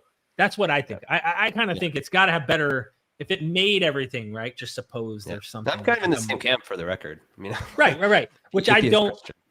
I can't falsify that there isn't something out there. What am I? I'm a primate on a rock floating through the universe, right? Like, how do I have all these answers? But I don't want to build a community of tribalism in that respect. If we're going to have tribalism, which we're all going to have, no matter what we do, we cannot escape it. Kind of like you brought up your definition of religion, right? Like, if it is rituals and practices and behaviors, I want them to be good ones. I want them to be, let's not treat women like property. Yep. Let's not be abusive to each other. Let's try to be, you know what I'm saying, in those respects. And if you think there's 100%. bad ideas, I get it. I get why we criticize bad ideas. But anyway. Yeah. Sorry, I felt like I was talking when you were trying to say something there. I was not trying to say something. I was just agreeing, but I should have just nodded instead of saying. No, you're good. Listen. Yeah, I agree. Our religion allows you to do more than nod, okay? Look, can we get Listen, you got to see the priest for that. I can't forgive you in and of myself. You have to see the priest of our religion to do that. So what's the YouTube about? This is a shameless plug again to subscribe to Chris's YouTube. We're going to check the super chats in a moment. What's this YouTube about, man? What are you doing? What drives you? So I've been going for maybe 2 months, not much longer than a month, really, I think. But real quick, my deconstruction happened 15 years ago. Like I'm still working on stuff, but like it's pretty much in the past. But I realized that a lot of people who I know are still struggling with this and still going through this. And a lot of it, interesting, I alluded to this earlier, but a lot of the people I know who are deconstructing are women. And ironically, I'm a man who came out of a tradition that celebrated male leadership and told me, you should be a leader, you should go. And it was basically that led me to get my education and led me to do all of the things that I've been able to do. And a lot of these people who are now deconstructing just didn't have that opportunity. So it's been something I've been thinking about for a while as I look, like people talk to me about stuff and message me about stuff. I'm like, I really should be using what I have. But then there was like 2 moments. The one was maybe a couple months ago. I was watching a video on YouTube. Maybe I should have just stayed off YouTube, but I was watching a video on YouTube, and it was basically this video by 3 Christians. One, I don't know any of their names, but I mean, you'd recognize them. They're famous, I think. And they were basically talking about is deconstructionism coming for your church?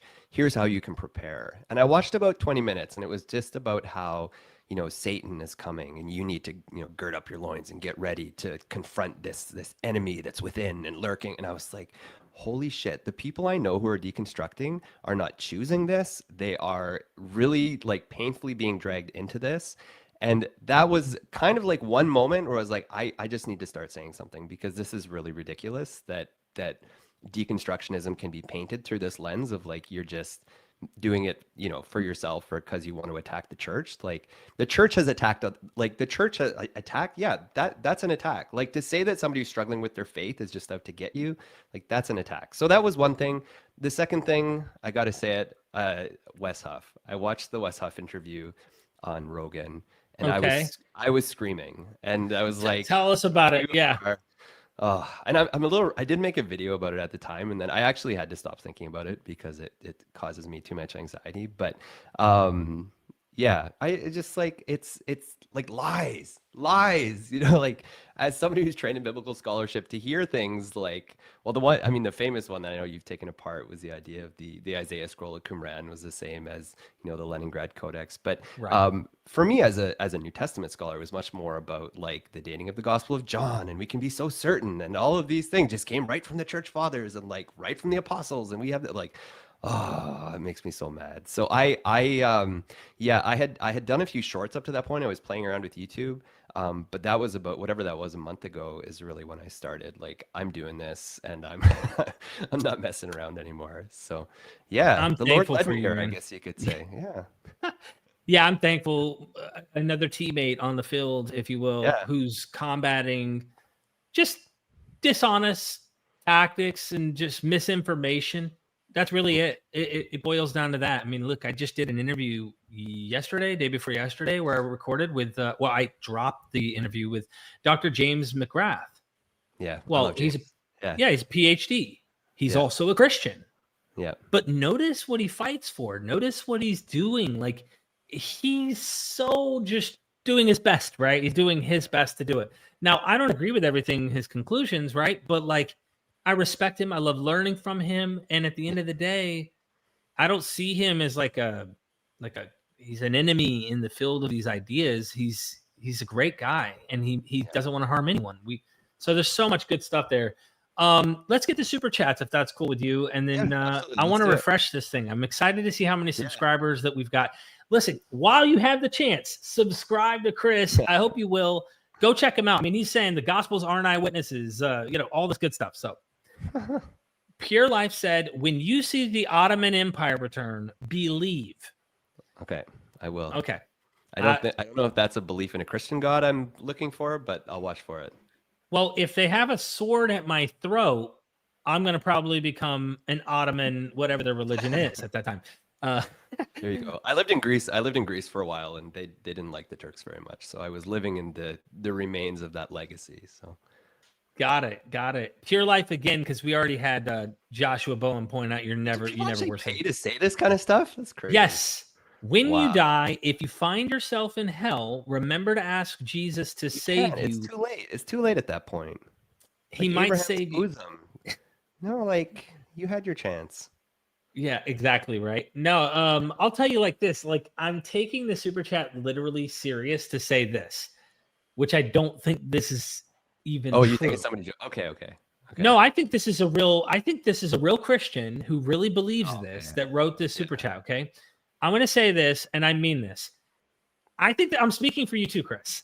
If we died and actually ended up in a place, we're dead, and we now recognize that we're not in a very nice place, and we now know that Jesus is Lord.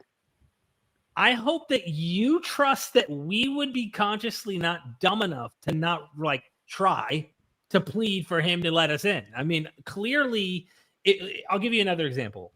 If we went to a place that we knew somehow fit the fabric of Hinduism and reincarnation or something, I don't know, I would then accept whatever that deity is and be like, yeah, okay. Because here's the problem. I think you might experience this. I'm not sure, Chris. I don't have the evidence. I am not persuaded by the data anymore that this is true. So if God judges me and goes, I'm burning you forever now, and it's like, I literally was following what made sense to me. And if you created me and I'm using the mental faculties I have to come to this conclusion because the evidence pointed this way for me, I don't know why he would ever throw us in hell. So it just shows how evil that kind of God would honestly be when I'm literally trying my best. I just love, if God is truth, right? It was pretty good theology stuff here. If God is truth, then the willingness to follow the truth to me is not an anti-God thing. It's not an anti-theistic thing. That if I look and say, oh, look, there's the doctrine of hell being invented in the, both in the Bible and the church history. It's, I can see where it came from, and I can see why it feels good to tell people they're going there. But yeah, I don't know. It's complicated. Did you ever watch that Love Letters from Christians to Richard Dawkins? No. Oh God. Oh my God. You got a video. You're going to laugh. It's 7 minutes. Okay. I'll send it to you when we're done. But some of the love letters, it's a joke. Of course, they're not love letters. They're hate mail. And there's it's not even I'm praying for you. It's no, because they're probably picking out the worst of them because they made a funny video about the worst possible Christian letters to Richard. Yeah. One of them's I can't wait to sit from the tower in heaven and watch you cook in God's broth. And there's some absolute that part of the book of Revelation where it's and lo, the redeemed will watch the people burning in hell and will laugh. Yeah. They're clearly pissed. They hate him because he doesn't believe. Thank you, Pure Life, for the super chat. I appreciate the support. Yeah. There you go. Yeah. Moses Irfan, thank you so much for the super chat. How did your thoughts change about the resurrection and Messiah prophecies? Run us down the process if possible. Yeah, resurrection. I am quite skeptical because when I look at the stories of the resurrection in the Gospels, it starts with it's something, and I think you can make a really interesting case that something happened to Paul, something happened to these early, whatever that was. I don't know what it was, but when I look at the very earliest resurrection accounts, I don't get a lot of sense of a physical resurrection. Of course, the end of Mark famously, in the shorter ending of Mark, just as the women went away and said nothing to nobody, but the body's gone. And then you get all these traditions evolving over time. So I don't know. I have doubts when I look at the evidence about the resurrection. What was the Messiah prophecies? Yeah, I mean, it's not super my field, but I think Matthew is very good at recreating kind of stories and being very creative with the Septuagint and adopting some of the prophecies. So I don't know. How did your thoughts change? They changed. That's all I really know how to say. I'm skeptical of both, but yeah. If I may, just to chime in for Moses, in case he was curious about mine, I think it was finding out I that thought that said Messiah. Sorry, is it Moses? Oh, sorry, Moses. Oh, I'm sorry. This is like I'm new to live streaming. I'm sorry. Moses no, you're is good. the person who's comforting. Go. Yeah, Sorry. Moses is the guy. Hi, Moses. Sorry about that. You're good. No biggie. It's I think for the resurrection thing was finding out that Jesus is not the only one who ever was like resurrected from the dead or had post resurrection or post death appearances or even being translated to heaven or ascending to heaven. Like once I started finding out there were other stories of other people, even contemporaneous to the Gospels, that raised at least suspicion. It didn't falsify the Christian narrative. It raises suspicion to go like, why is this one the one and they're not? There were many that thought those guys, those Caesars did these things and things. And I was never taught those. Then there's the other aspect, like you said, the contradictions in these narratives and how they work overtime to fix these problems by putting guards at the tombs and like they're trying. They're trying to solve it. Peter is awesome. It's like they seal the tomb and then the cross comes out. It's like non-canonical gospel. But and I think the other thing is like messianic prophecies, if that's what they mean. Like when you go back and read it and you realize like, that prophecy is not there in that original text. So they're doing something radically different later when they quote it clearly. Those were things that made me go, And then I started to question it. And you know what I didn't know? This is going to sound funny. I was such a fundamentalist. I did not know that almost, I'm not going to say every, but like almost all religions in the world have prophecy in them. I did not, I believe I don't think I knew that. That's interesting. Well, yeah, go read Herodotus with the Greeks. Go read the Sumerians and the Mesopotamians. Like, there's Egyptian prophecies. Like, there's like the foretelling of kings that are going to usurp the thrones, and like, there's so much prophecy all throughout the world religions, and it's not just Christianity or the Hebrew Bible. And when I found out that prophecy was not a uniquely biblical thing, that there's foretelling and or even people who are saying, hey, don't go to this battle, you're going to die, or we shouldn't do this, the god or goddesses were saying, that was a big red flag for me, because I'm like, how do you falsify the other prophecies that they claim are true prophecies from the Greeks or from the Persians or from whoever you're particularly studying at the time? This was a big problem for me. I thought too, sorry. Yeah, no, please. Yeah, I was going to say, I think too, like growing up in the world I grew up in, where like we were very creative in our interpretation of prophecies, and we read Revelation as the roadmap of the end of the world, and we even had these like roadmaps of the end of the world. So I mean, like coming out of that, I was probably a little more skeptical about prophecy anyway once I started getting into the subject. So but I agree with what you said. Very interesting. Thank you. Awesome, Moses. Thank you. Stephen James says, does the word divide and cut asunder or propagate abundant life? Blessedness to those who believe with a sincere heart. Are you talking? So I assume you're talking about the logos and not the text. So like in Hebrews, it says the logos is quick and powerful, sharper than a two-edged sword. Sure. I mean, I love the Greek idea of the logos. It's one of the most powerful ideas in Greek philosophy, is this sort of active power of a God who doesn't really do too much, but the logos makes it all happen. So that's powerful. And when Christians stole that idea from the Greeks, I think that was equally powerful. It's a good idea. Does the word divide and cut asunder? That might not have been what you were looking for, but no, I'm sure. Well, I think, doesn't Jesus, he says, I did not come to bring peace, but I came to bring a sword, or to divide, and et cetera, et cetera. True, yeah. So I'm not really sure what the super chat is trying to ask. But I think the end part's like, blessedness of those who believe with a sincere heart, makes me think of the Thomas scene. Blessed are those who believe, even though they're not going to have evidence of this, no matter what. Those who have not seen and yet who believe. Yeah, exactly. Yeah. And I of course, was being funny when I say, and there's no evidence that's going to be presented, because I feel like Jesus breaks the fourth wall in the Gospel of John there. I really think the author, I really do. I really read that, and I think the author has Jesus like almost turned from Thomas in this private room. He's like, touch, feel. And there was criticisms from like Celsus and Porphyry who were going, hold on, he's divinized, he's corporeal, eternalized, and he has wounds. They could not, they're like, that just makes no sense that he has become divine and has wounds, mortal wounds. But anyway, and then Jesus turns, he's like, see, Thomas, you see and believe and feel and all that. Yeah. But blessed are you who do not see, you know, like, and point the finger at, that's certainly how I read it too. But abundant life, there is life abundant in being honest and in following the evidence wherever it leads, I would say too. So I mean, in that sense, if that's the logos that I'm following that creates abundant life, then yes, 100%, the word does create abundant life. Thank you.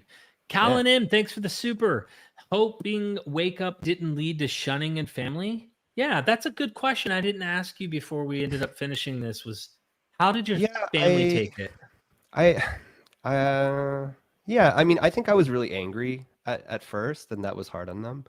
I've become a lot more respectful with time, and like some of my family are still evangelicals, and I respect and love them, and I know that that's important to them, even though I'm not in it anymore. So yeah, I haven't had any like so far. Haven't had any like shunning or anything. Thankfully, we've been we're still pretty close. I've had a few bumps, you know, where we talk and argue about it, and like you said, I got a little upset. I think it upset me one time when. It's not about facts, but one of my sisters, and I know she meant well because it's all she knows. Like I once only knew, but she's like, after we had this long conversation, I was explaining with evidence and all the stuff about why I'm not a believer anymore. And then she's like, yeah, you'll come back. You'll realize you were wrong and come back. And I stopped and I got upset and I said some harsh words where I was like, it was like kind of condescending in a way. And I was like, Mom, and then my two sisters, and then my whole family's there. And I'm like, none of you take this stuff serious. And I know more than everyone in this room about the Bible, like about all of this research. And you're like assuming that I'm just wrong about all of this when you've never even learned or studied it. It was like a really kind of condescending jab. But I was also hurt. I was hurt by the fact that, again, you're still pressuring that you're going to come back to the church. And until Derek comes back and conforms to the rest of the flock of the family and becomes like a Christian and acts like us and believes like us, you know, he's just a stray. He's the black sheep and he's just off. And so I reacted. It was like all of you combined, you know, don't even realize how much I've learned over these years of studying this stuff critically and whatnot. And then I apologized later and I was like, that was really rude of me. I was hurt, but it felt like it's almost like telling the brain surgeon in your family, no, it's the witch. You'll come back to witch doctor medicine. You'll realize how wrong you were about, you know, realizing how you can break down the brain. No, you just need to do ayahuasca. That'll solve your problem. Like to me, that's how it felt. You know what I mean?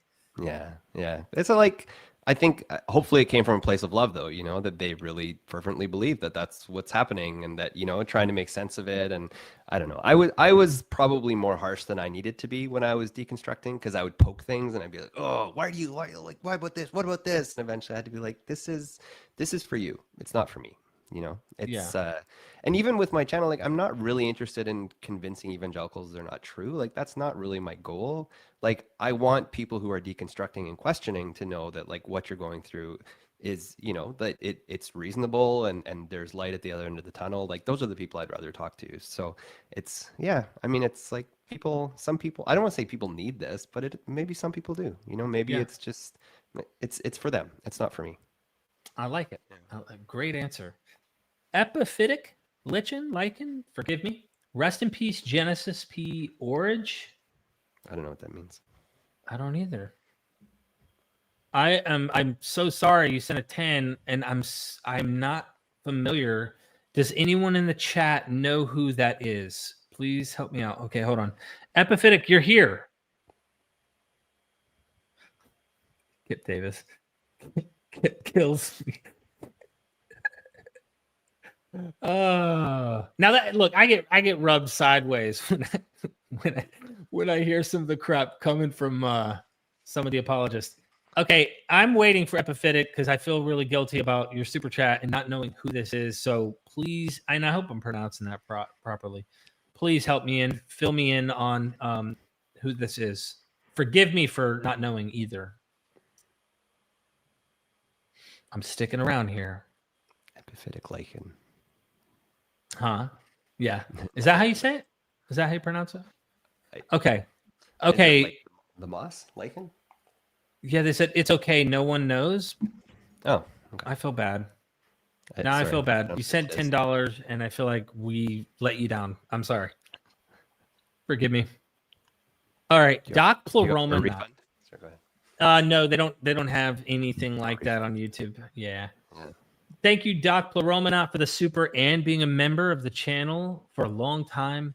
Has your deconversion had any impact or enhancement on your epistemological approaches to other truth claims? That's an interesting question. I'm not sure. I mean, I think one of the things, somebody said this to me once, I think it was actually that same chaplain, talked about how evangelicals lack epistemological humility. And that's a word I've taken with me, and I like it. That, like, I hope above all else, like, I can be epistemologically humble. So I mean, yeah, I like in that case, I guess it has like a lot of, I don't know. I'm trying to think of other truth claims. Like if you're talking about specific religions truth claims, like the Trinity or something, then yeah, of course. I mean, a lot of that was deconstructed. I'm not sure if we're talking about truth in terms of like, I don't know, is the earth round or I don't know.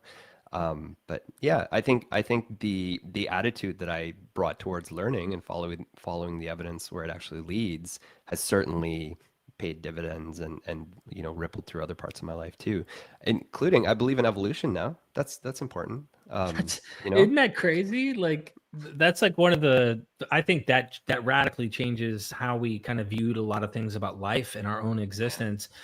Doc Plurmanat is obviously more educated, and it doesn't mean like flat earth or anything like that kind of epistemic. Yeah. Well, it's an interesting question. I might have to go reflect on it more too, though. It's yeah, super interesting. Yeah. For me, it's again, like I play these since I've been like getting dirty in the sandbox with apologetics. I will bring up other claims, other miraculous claims of other divinized men or demigods or gods or whatever. And I'll use that as like an argument to point out, look at how inconsistent you guys want to say I'm not open to the miraculous.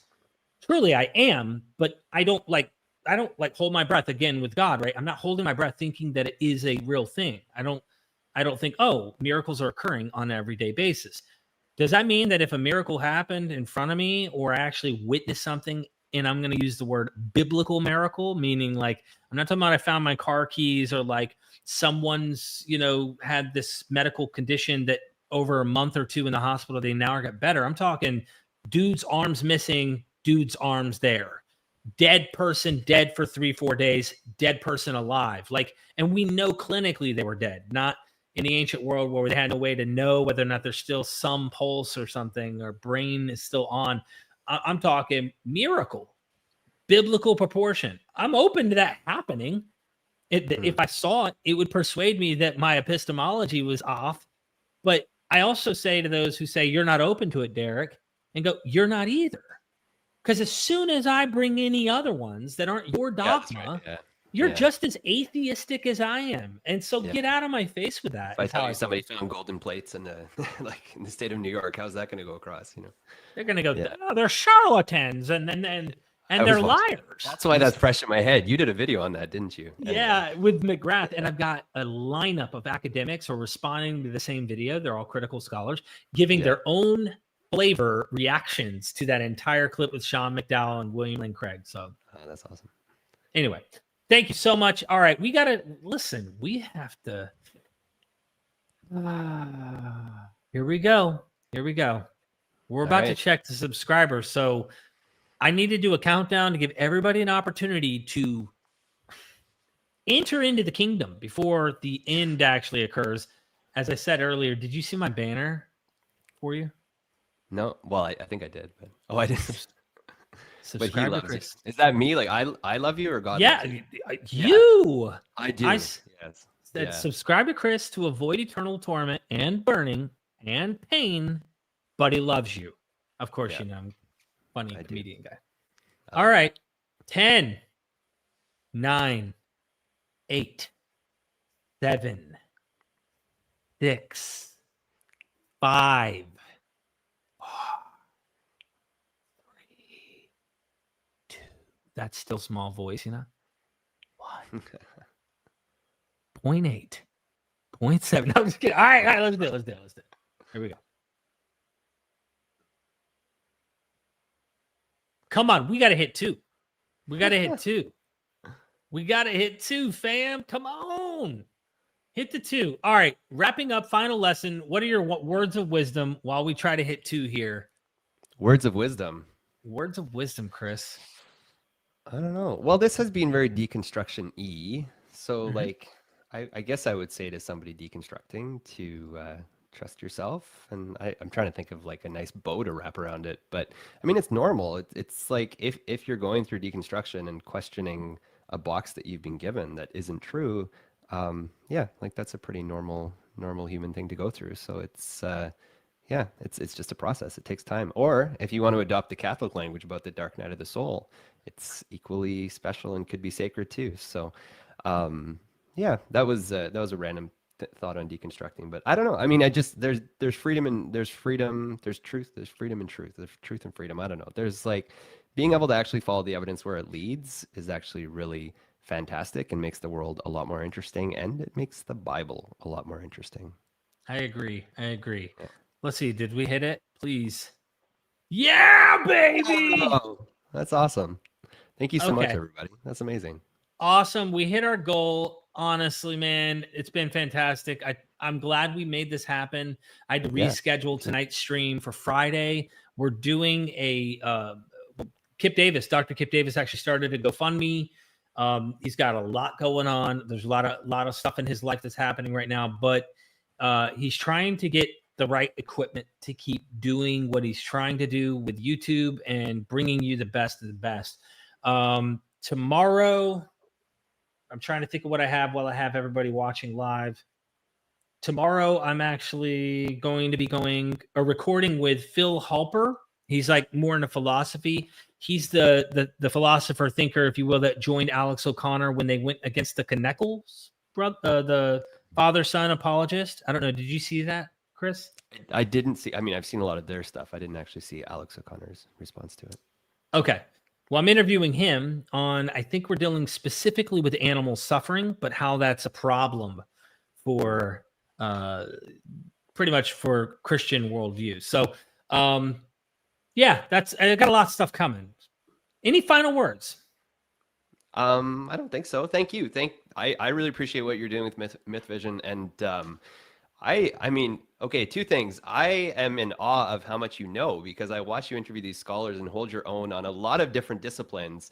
And I mean, even having done a PhD in Christian origins, like you don't think like that. You tend to stick in your own disciplines. So yeah, I mean, I'm really a big fan of what you do and how you do it. And yeah, I mean, keep doing what you're doing. The channel's so fantastic. I'm still going into the back catalogs and listening to stuff from like a year ago, 2 years ago that I missed. So yeah, there's so much good stuff here. So thank you. And yeah, just one other thing. I mean, because I was in the academy, I'm not anymore an academic, but I think a lot of this stuff just doesn't always get out beyond the academy. So doing the work to actually get it in front of people.